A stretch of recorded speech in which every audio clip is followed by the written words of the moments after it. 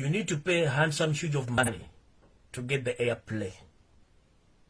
Either TV or radio station in Uganda. Ask yourself, why is it that it's very easy for so-called easy public figures abafuna airplay ku TV ezowerere?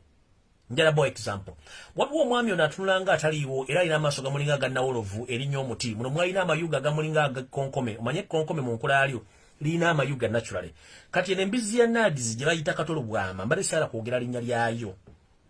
Katolobwama musajja mukulu endowooza ya Mungu bokuvali bamusalamu ebimu ku bitundu by'omundu by'omu lubuto. Endowooza yakendera yakoggalinga ice cream. Katolobwama akimanyi bulungi nnyo. Bwe era agenda mu parliament yajira ku kadi ya DP na wangula kwa abantu balooza nti ategera kumbe bali wazolo ekyo netukimanya n'agenda biraga nti ngende kulya tanaalya naye bamuwaabira omusango lwamuga nti yasoma ate nga kituufu ayinza okuba ti yasoma kubanga nze saliyo gye yasomera yamuwaabira yalina ki yalina ebijulizi olwokuba nti yesu tamasira mutano wa kale kizeri amaze omukozesa omuzza kusaidia nga mu parliament ayogera yamusindikira omumpembe Nyereko Muhammad n'amutwala Dubai ne mu America gye bagenda bakola shopping oyo n'amugula n'amuzza kusaidia mu 7 katono mubanga abira nti akolera NRM ne indirect nga tebakola ki nga tebamenye n'otalwa okukwa mu parliament era katono mwamulanga yebulungula yadduka tayagala kutubwa mugwado luli nyina afuluma ono era abadde ku perorianse kubanga sede ziva mu state yamukwana mutwala Dubai mu kusubula muyamba lyopalo bumpi buno bulinga ngo bukamula kwete n'amutwala kati omwami ono bwe bamuwabira omusango mu kooti omusango ekitufu gwamusigala alina okuvaayo yamugamba akole ki aveeyo omumpembe yose tamasona ntono wakale kizinakubira mulamuzi ali mu kooti musango namugamba omusango ogwo temugezane mugusala nti Katolobwama akole ki avaayo asigale waawo Katolobwama n'asigala mu parliament paka n'olwaliro kati bagenze okulaba nga balina okufuna diversions nyingi okujja mawulire kwe kukozesa ageni Katolobwama bakubidde Nsereko Muhammad esimu mugamba gamba musajjawo akole ku mulimu gwaffe ogw'okuba nti alumba Robert Kyagulanyi Ssentamu bw'atakikola ekyo tugenda kuddamu tugamba omulamuzi asala omusango tibakitegeeza Katolobwama basala omusango nti yali mu parliament bukyamu aba agenda kusasula billions of money zamaze mu parliament kubanga abaddeyo mu bukyamu kati okumugjamu amalala n'emputtu bamukubidde esimu mugamba ssebo jangu okumuvu ne Robert Kyagulanyi Ssentamu kubanga tukubanja okubeza mu parliament ebbanga eryo lyonna kati njala tegeza public nti omwami obambi simulalu taliko Windows oba Windows yayika yamanyi nekimanyi kiri akolya ku pressure okuba nti bamuwangula omusango Museveni n'amulemezaayo kati okuvuma Robert Kyagulanyi Ssentamu ali mu kukola bambi kubanga akyasurvivinga ku busente bwasubira okufuna mu parliament n'akamotoka akaabo mu parliament kubanga akyakobanga bamala bagutyemula nti tokyaliyo sente zonna z'olidde okuva mu parliament ebbanga lyonna olina ozisasula ate neyakuwabira olina omusasula omusango ate nga sente takola ki tazirina jjukira ono omwami akeesa lukyanga nko yamutamiivu enkyabeerawo enkyatabeerawo kati jjukira bamusalamuko ku bibwowoolo ebibumba tebikyawera n'obutaago tebukyalimu muyinza okulooza nti ayogera okumba omusajja yagendesa alina okuba ali ku TV n'afa ekibangambisa kino kiri kitya afunye airplay ku TV bamukavalinga okuba nti alumba Robert Kyagulanyi Ssentamu not because tamwagala bano baganda betwabagamba nti omuganda bakozesa ensubi no jasigala ngoli muganda oyo mwami nga tandayingira byabufuzi yali avumirira nnyo abaganda abenkwe njagala ddeyo ku kaliiso liso ne programs yakolanga atandika okutumya obutambi bwe yakolanga nakikati kyali ekyo bwana kivulo kitegeera jakitegeera nti omuganda tebakozesa kubeera musiru wabula gwe kenyini gobera omusiru bw'obanga wayita Katolobwama ng'oli musajja muganda ng'okimanyi wabagaavumiriranga abantu abalina enkwe n'oyimba n'ennyimba ekisolo kye bayita omuntu how dare you ennaku zino Robert Kyagulanyi Ssentamu wayimba oluyimba lwe bayita ekisolo kye bayita omuntu tokyesiganga ffe tunaakwesiga tutya kitegeeza abantu abasinga obungi mutuvumisa nti abaganda basiru naye nakira abantu mubeera basiru kyekisooka ekyokubiri abantu amweyita baganda nga mugera n'ebikokyo ne mugera n'engero mulina ne gye muva n'obuvuna obudonga mubulina naye nga naturally muli domanti nga muli idol mbwomwe temusobola kwezoninga bw'obanga gwe ali ku CBS nga tunalinga ebyabufuzi oyimba ennyimba ekisolo kye bayita omuntu kyesiganga teweesiganga kiki n'otandika okukola kaliisoliiso nga muvuma abantu abavumirira obuganda kakati saa zino govuma muganda muno that who is fooling who because you are paying the price bakuwangula omusango yose n'agamba alo temugusala muguleke we guli asigale mu parliament kwa tukyamweta kati saa zinjala tegeza public bambi temuvuma muleke asasula ekibi yasikira yali mu parliament mbokyamu ne bamuwaabira kati bakozeseza Nsereko namukubira muga manyi kino kyembaga bannange Museveni wakuwa sente ze ngoli mu opposition akufura yabera ne remote ya sente ze nanyiga pesa piu kati babanyiga mapesa era kyembaga baganda banga banu kumwena sente za Museveni ziriko ebiragiro ebikakali kati bubanga katolu bwama katolu swamala mirezi ekiwowolo kati yalinako kilo ina half ekibumbe yalinako kilo kati yalina kota obuwowolo takyalina kubanga ne press olumbu asabanga sanga Volkswagen erinya ebusozi lwerubaga wali obo wali kugundi mumanyi kugundi wano ku bobango yambuka ova wali kugundi ova katale kemmengo oyambuka ogende ku kulubiri second wali wakasoza wakali okutunga ku is what kasoza bakayita batyawo kino kyambuka ku ddwaliro baga kino kyambuka kulubiri secondary waliwo backpackers well good bove mengo okirya bwoti waliwo akasoza wakali ku backpackers kati Volkswagen ziliye zedde zisikira emabe elisikira maaso bweberi nyawe linyesa kati n'omukulu ono alinga Volkswagen siza maaso katolu bwama kati ekiwowolo tekikyawera bakisalamu kodi yali kilo yafuuka kota ebibumba tebikyawera n'obwongo bizokuba bwafadda kati bakwata yafuna sente bamutuninga pesa pum nyigemu n'ayogera n'avuma Robert Kyagulanyi Ssentamu ne yerabira yayimba njagala nnyo omuntu avuma Robert Kyagulanyi Ssentamu remind yourself bikibe wali oyogeredda wayimba ekisolo kibayita omuntu kyesika kati gwe kisolo li kisolo ki nkodomali mu bisolo li nkodomali mu byennyanja olingegge mmale nsumaki nkolongo oba oli kasulubana mu byennyanja kati kubuuza mu mazike oli kigaya oli kiki kubanga onnema okutegeera entegeerayo omanyi bw'oba ogenda okugera ekintu sooka olifaalinga gy'obaddeko embeera gy'obadde weeyisamu emabegako katolu bwamala mirezi remind yourself 15 years back who they were you are wali oli ki kiki wali oli nakati kyoliwo essaawa zino oyogera ng'omuntu tagenda situlawo wenna olinga ng'aliko yaka amaaso gakanulanga ente erinnya loole gye bakunyera omukira n'ogakanula bw'oli n'ogazza amaaso ng'otiisatiisa abantu tumanyi kikyoli okitegeera oli awo boosinga kubanga wali asereza Museveni okulemeza mu parliament okimanyi omuvubuka yakuwangula omusango era Museveni yakutuuninga kati simanyi kikyoli kituufu mbadde njagala osooka otule wansi nga tonnalumba muganda munno kubanga abantu baliwo batuvumira bakati lwaki ate abaganda balumba muganda munnaabwe not because they are supposed to attack him it's because they are paid to do so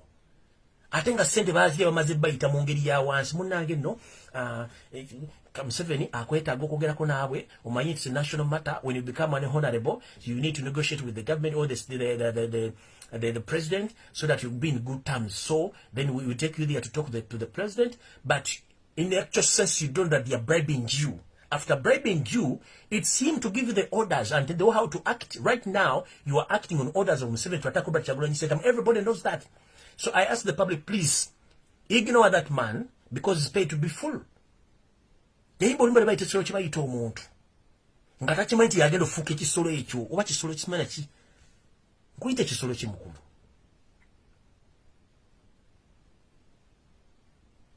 gwe kenyini guwa biyimba kisolo kibayita omuntu nkuyita ekisolo ki kuba tagana amazike g'ebusitema gakusinga okutegeera kitula mu kolansi nekikuba saluti oba olina bogoya n'okiwa n'otegeera nti kyagala bogoya n'okiwa negwe yayimba ekisolo kibayita omuntu kati gwe ate gw'ovuma muganda munno takupa tosula wasula tomubanja takubanja in fact before nga tanafuuka politician mulimu okola omulimu gwe gumu ate mwana muto kugwe katolo omuyingira emyaka 5 tumanyi oyingira myaka gy'entondo ale kati nze sigenda kunenya just okubaga mbane tegeeza public nti omwami mumuyigiro wali olw'ensonga tokyawera kati buli vanyuma myezi ebiri oyogenda ku service olinga mmotoka kati nemmotoka Volkswagen katolo bwama WW04 Volkswagen siza maaso buli mumanye nti kati Windows anaatera okuyiika ate si Apple product ono ali ku Nokia product teri Windows 10 yayiise kati anaatera okuddayo mujja mulanga bamuzize mu garage omuwanika bamuwanise bamuwanikanga kikere kuno okugulu kubeera eno kulina ani baba balina omusalamu obutaago buno buterezo butungirira okubugatta ku bibumba ku biwowoolo ku nsigo abeeraawo nga bamutunze kugamba alinga obulambo bulinga namungodi buno bundamungodi bwe twalyanga banyulanyola bwe buti ngotekamu yinza kati bwati bwafaanana kati omuntu oba alina reasoning capacity nga yatera tabbi oyo mwewuunya ng'entegeera kati byayogera byonna bambi ali tuned mukitegeera bulungi so omwami yote mumuleke just njagadde bategeeza publicly nti omwami ono bamuwabira omusango mu pali bamuwangira omusango mu pali yali mu kyamu era bamuwangula Museveni n'akuba essimu kati eri gye tuyita tuni ono Lutabayisiro Matano wakale kizasinzira mu State House kati njagala ni anvumire Kyagulanyi nti Katolubwama yali ezange nti nganyiga ayita mu nsereko Bluetooth kubanga yamutunda yo nsereko yatunda Katolubwama mu State House kati ayita mu Bluetooth yibonige pesa pu Bluetooth ngemuga Katolubwama mukulu agani ndi kati wino kulumba lwa Kyagulanyi sendamu era bamukubira esimu asogaga musajja nnumba wachi bannange wachi bamugamba werabide mukulu mudize information the way chance dedda kale kangende ngatandika gabuzibuzi from nowhere so kati yemwami mukitegedde bulungi temumunenya ensonga lwacha ina airplay kubanga it's a state funded TV zimwa interview aina play nenga bagambe akalango bulanzi nti akalango bulanzi ku TV nti MC Norman yabulidwa ke mbata ze 5 zalabidwa ke nakule mu kiwunyanga bazitwala ka mitwalo kinana ku bukadde bubiri nkiddamu akalango ku TV ya Uganda okugamba nti MC Norman ganje mbata ze 5 zabulidde mu kiwunya ne twazirabyeko nga kabaya azitwala akakalango ka mitwalo kinana ku milioni 3 ne weewunye ono lwaki bamuwadde coverage soka we it's because it's state funded aina play ogenda ku radio stations okuba akalango simanyi jaja penge mugenzi salompasi maybe the maker unyase nyiga kali unyo mutwe mitwalo kinana kakaddo kapulingo unaku kati weewunye ono lwaki aina airplay ku TV station mutadeke mubuza it's because a state funded project managed by Nsereko Muhammadi to act like that. So please mbade mbasobwa muleke ayogere ayogera state funded tukimanyi remote bamwangula mu parliament Nsereko yode yalemazo mutundayo kala mugabe wa irumba musajja nga alumba ne byamulumba tabimanyi kubanga sincerely speaking before katolu amwaja mu parliament ne nyumba aliyo kulimu yokumaliza wakola ozanye emizanyo ku nsino ogimala mu biwandiiko theater ne bati ngundi ne theater bati vali abalimu okugula gwe mwali badde mwaje gulira dda. The problem we have bana Uganda twali mukubera so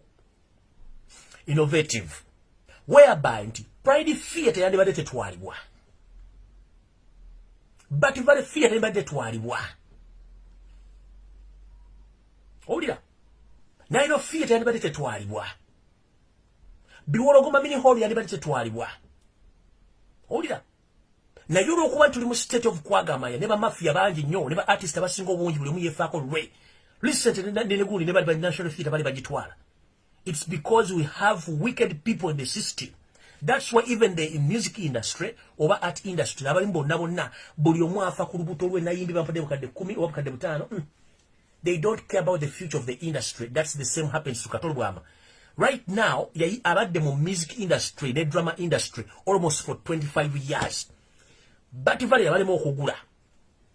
Amakago kenyini omaze kunyira mu parliament okugamaliza nga bakuwadde sente. Gali sima kube plaster nga kisaka tesibe ko jitu kyonna. Omaze kunyira mu parliament jobologera ngo lidde embizizo nebisakiro byenkoko noliko jotane ko kubologera ko bantu ngo bavuma.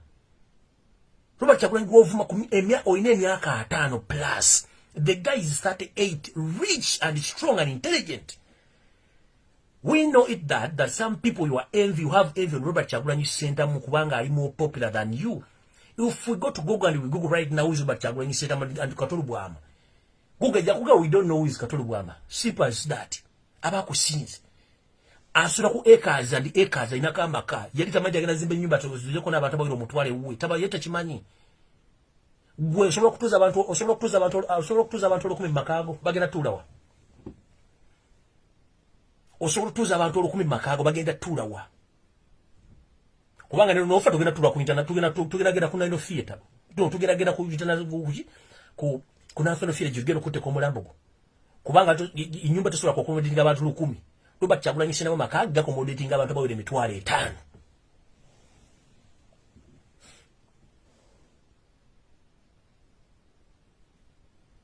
Kyagulanyi amakaga accommodating abantu million bagasobola accommodating abantu bagasobola accommodating abantu bawulo mutwalo emitwalo ebiri babeera wo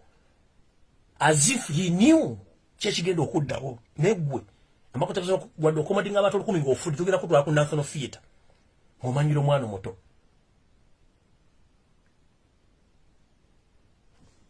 naturally Uganda sina baganda bakatulina envy omuntu abakusinze tetukkiriza ne musajja muno bakusinze omutwe togiyita ngalabi kuba mutu abakusinze ate amagezi gabaga mutu simugejjo.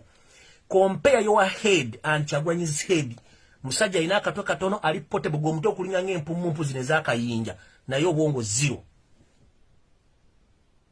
financially kyagulanya kusinga ona ikati ogatta ennugu ogatta akasajja kambadde magetsi ogatta obutasoma towera mu mubiri ebibumba babisalamu ekyokusatu olaba omwana yabayitako nga yakajja ebbanga tono mu mwaliwo mwayimbayimba mwandika n'emizannyo mwandika ku birebe n'ebyabagali byali mu kwata kati omwana muyinako obuzibu okitegeera kati njero bagamati mu system ya Uganda ya media TV and radio station ogenda okuba yakalango kamu kikwetagisa emitwalo kinana ku milioni 3 ataka na bakakubira eddakiika emu lwaki ene mbuzi mbola boya bagiwadde media 3 days of Robert Chagulanyi? It's because Bluetooth insereko Muhammad ngakolaga ne remote controller ne remote controller yose tawasira ntono wakala jibamba remote nga kadi bamutade mu remote vuma nga avuma kubanga ayina ekibi kyasasulira kiyakola bio copy mukitegedde so mukuru Bluetooth kiriza jolo boli mu America twakola kongo utandise